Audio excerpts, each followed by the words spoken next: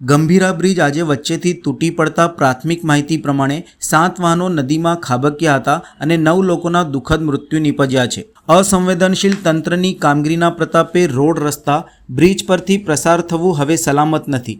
પ્રજા ટેક્સ ભરે છે, પણ અધિકારીઓ સત્તાધીશો તે ટેક્સના પૈસાથી ગુણવત્તાસભર બ્રિજ, સારા રસ્તા પણ પ્રજાને આપી શકતા નથી। પરિણામે માનવ ભૂલોના કારણે નિર્દોષોના જીવ જાય છે।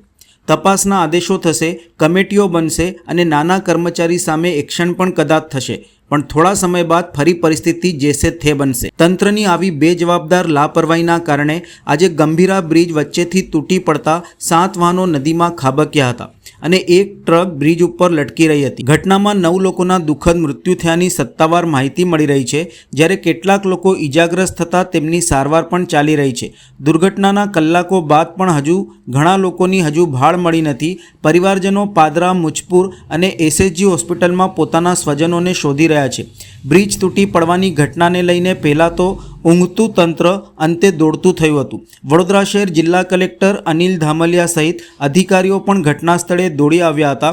વડોદરા ફાયર વિભાગની ટીમે પણ ઘટના સ્થળે આવી પહોંચી રેસ્ક્યુ ઓપરેશન હાથ ધર્યું હતું, જેમાં બોટ, જેસીબી, સ્થાનિકોની મદદ સાથે મેન્યુઅલી કામગીરી હાથ ધરવામાં આવી હતી, જે સંદર્ભે ફાયર અધિકારી દ્વારા વિસ્તૃત માહિતી આપી હતી।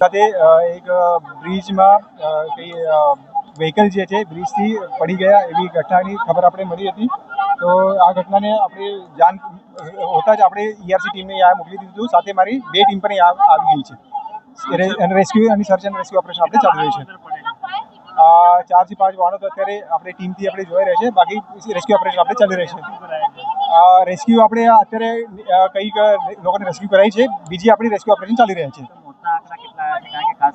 હજી રેસ્ક્યુ ઓપરેશન ચાલુ છે। રેસ્ક્યુ ઓપરેશન પતા પછી આપણે બધી બચાવ કામગીરીમાં આપણે કયા સાધન સામગ્રીનો ઉપયોગ કરી અત્યારે આપણે બોટ છે, સ્પ્રેડર કટર આપણે યુઝ કરી રહ્યા છે, સાથે સાથે આપણે જેસીબી સ્થાનિકોની મદદ લઈને આપણે કામ કરી રહ્યા છે। ઘટના સ્થળે આવી પહોંચેલા વડોદરા શહેર જિલ્લા કલેક્ટર અનિલ ધામલિયાએ મીડિયા સાથે સંવાદ સાધતા જણાવ્યું હતું કે બ્રિજ ઉપર દુર્ઘટના થતાં રેસ્ક્યુ કામગીરી હાથ ધરાઈ છે। અંદર ડૂબેલ વાહનોને બહાર કાઢવાની કામગીરી થઈ રહી છે। માનવહાનિ ઓછી થાય તે દિશામાં કામગીરી થઈ રહી છે। 5 ઈજાગ્રસ્તોની સારવાર ચાલી રહી છે। સીએસસી અને એસએસજી રિફર કરાયા છે। ડેડ બોડી મળી છે, તેને સીએસસી પર પીએમ કામગીરી ચાલી રહી છે। પેસેન્જર વાહનોને બહાર કાઢ્યા છે।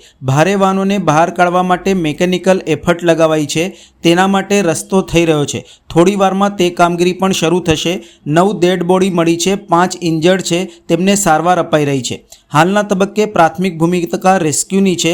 રેસ્ક્યુ ઓપરેશન બાદ તેનું એસેસમેન્ટ કરી તમામ માહિતી મીડિયા સુધી અપાશે, પણ હાલ રેસ્ક્યુ ઓપરેશનની પ્રાથમિક ભૂમિકા છે। રેસ્ક્યુ ઓપરેશનમાં નગરપાલિકાની ટીમ, તરવૈયાઓ, સ્થાનિક વીએમસીની ટીમ, એનડીઆરએફની ટીમ, ઇમરજન્સી રિસ્પોન્સ સેન્ટર, પ્રશાસન અને પોલીસ દળ રેસ્ક્યુ કામગીરી કરી રહ્યા છે।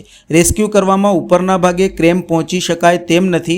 અહીંથી પણ પાણી વધુ હોવાથી વાહનો જઈ શકે તેમ પણ નથી। આ દિશામાં મેન્યુઅલ એફર્ટ્સ કરીએ છીએ। મોટા વાહનો માટે મેન્યુઅલ એફર્ટ કામ નહીં લાગે, એટલે જેસીબી અને ક્રેન મારફતે પ્રયત્નો કરાશે। હાલ રેસ્ક્યુ ઓપરેશન અગત્યનું છે, તે બાદ વિગતવાર માહિતી અપાશે તેમ કલેક્ટર દ્વારા જણાવ્યું હતું। આપણે ગંભીરા બ્રિજ ઉપર જે દુર્ઘટના ઘટી છે એમની અંદર રેસ્ક્યુ કામગીરી હજુ ઓનગોઈંગ છે। એમની અંદર જે વાહનો છે, વાહનોને આપણે બહાર કાઢીને એમની અંદરથી માનવ હાનિ ઓછી થાય દિશાનો પ્રયત્ન કરીએ છીએ। અત્યારે 5 ઇન્જર્ડ છે, એમની સારવાર ચાલી રહી છે। એમાંથી જે સીએચસી પરથી હતા એમને બધાને આપણે એસએસજી રિફર કર્યા છે। આ સિવાય જે ડેડ બોડી મળી છે એમનું આપણે ઇન્ક્વેસ્ટ અને પોસ્ટમોર્ટમની કામગીરી અત્યારે સીએચસી ઉપર ચાલી રહી છે। રેસ્ક્યુ કામગીરી હજુ ઓનગોઈંગ છે। આમની અંદરથી વાહનો જે પહેલાં નાના વાહનો હતા જેમની અંદર પેસેન્જર્સ વધારે હતા એ આપણે બહાર કાઢ્યા છે। ભારે વાહનો છે એમને આપણે બહાર કાઢીએ છીએ, પણ એ સામાન્ય રીતે મેન્યુઅલ એફર્ટ્સથી નહીં નીકળે, એમના માટે આપણે મિકેનિકલ એફર્ટ્સ લગાવીએ છીએ। એમના માટે રસ્તો થઈ રહ્યો છે। થોડી વારમાં એ ભારે વાહનો કાઢવાની પણ કામગીરી હાથમાં ધરાશે। આપણે અપેક્ષા છે કે રેસ્ક્યુ ઓપરેશન ઝડપથી પહેલાં પૂરું કરીએ, ત્યાર પછી આપણે એનું એસેસમેન્ટ આગળના તબક્કે કરીશું। હાલના તબક્કે આપણે જે સીએચસી ખાતે એમને રવાના કરીએ છીએ અહીંથી। અત્યાર સુધીમાં આપણને 9 ડેડ બોડીઝ મળી છે અને આપણે એમને રવાના કરી શક્યા। અત્યારે ઇન્ક્વેસ્ટ અને પોસ્ટમોર્ટમની કામગીરી હાલમાં ઇન્જર્ડ અત્યારે 5 ઇન્જર્ડ થયા છે, એમને આપણે ટ્રીટમેન્ટ આપીએ છીએ। આ સિવાય એક પેશન્ટ હજુ હમણાં પહોંચ્યું છે, એમને પણ આપણે સારવાર તાત્કાલિક ચાલુ સર, આ બ્રિજની વર્ષોથી રજૂઆત હતી, જર્જરિત છે, આનો સ્ટેબિલિટી રિપોર્ટ થયો તો કોણ જવાબદાર આના માટે? વિશેષ કરીને આમનું વિગતવાર આપણે આ માહિતી આપની સાથે પણ શેર કરીશું, પણ વિગતવાર આમની અત્યારે પ્રાથમિકતા આપની રેસ્ક્યુ ઓપરેશનની છે. એક વખત રેસ્ક્યુ ઓપરેશન થાય ત્યાર પછી એમનું એસેસમેન્ટ કરીને આગળની કાર્યવાહી ચોક્કસથી હાથ ધરીશું, પણ હાલના તબક્કે આપની પ્રાથમિક ભૂમિકા રેસ્ક્યુની છે. અહીંયા આપણી તમામ ટીમો, એમની અંદર નગરપાલિકાની ટીમ, સ્થાનિક આપણા તરવૈયાઓ, સ્થાનિક લોકો, એનડીઆરએફની ટીમ, વીએમસીની ટીમ, ઇમરજન્સી રિસ્પોન્સ સેન્ટર, પ્રશાસન અને પોલીસ તંત્ર, આ તમામ અહીંયા રેસ્ક્યુની કામગીરી કરી રહ્યા છે. એટલે આપણી પ્રાથમિકતા રેસ્ક્યુના ઓપરેશનને અત્યારે પ્રાધાન્ય આપવાનું છે. સાહેબ, રેસ્ક્યુ પડકારજનક વિશેષ કરીને ઉપરના ભાગે ક્રેન પહોંચી શકે એવી પરિસ્થિતિમાં નથી. ક્રેન ત્યાં કેમ કે બ્રિજ જર્જરિત છે એટલે ત્યાં ક્રેન મોકલી શકે એવું નથી, એટલે ઉપરના ભાગમાંથી થઈ શકે એવું નથી. અહીંથી પણ આપણે સીધા વાહનો કેમ કે અંદર જઈ શકે એમ નથી, પાણીની ઊંડાઈ વધારે છે, એટલે આ કિસ્સાની અંદર મેન્યુઅલ એફર્ટ્સ કરીએ છીએ. પણ હવે આપણે જે ખાસ કરીને મોટા વાહનો છે એમને કાઢવા માટે, આપણે ટ્રક્સ વગેરેને કાઢવા માટે મેન્યુઅલ એફર્ટ્સ કદાચ કામમાં નહીં લાગે, એટલે આપણે જેસીબી અને ક્રેન મારફતે પણ પ્રયત્નો ચાલુ ટ્રેન બ્રિજ ઉપર નથી જઈ શકતી તો અત્યાર સુધી વાહન કેમ જવા દીધા? વિશેષ કરીને જુઓ, અત્યારે હાલના તબક્કે ક્રેન જે તૂટેલો બ્રિજ છે એ ભાગની અંદર નથી જઈ શકતી, અને એ બ્રિજના ભાગમાં કેમ કે બિલકુલ નીચેના ભાગમાં રેસ્ક્યુ ઓપરેશન ચાલે છે, એટલે આ કિસ્સાની અંદર જો ક્રેન જાય તો એ કિસ્સાની અંદર ત્યાં એમને નુકસાન થવાની શક્યતાઓ છે. એટલે અગત્યનું એ છે કે આ તબક્કાની અંદર આપણે રેસ્ક્યુ ઓપરેશનને પ્રાથમિકતા આપીએ. રેસ્ક્યુ ઓપરેશન પૂરું થયા પછી વિગતવાર આમનું એસેસમેન્ટ કરીને આપણે સુધી માહિતી પણ આપીશું.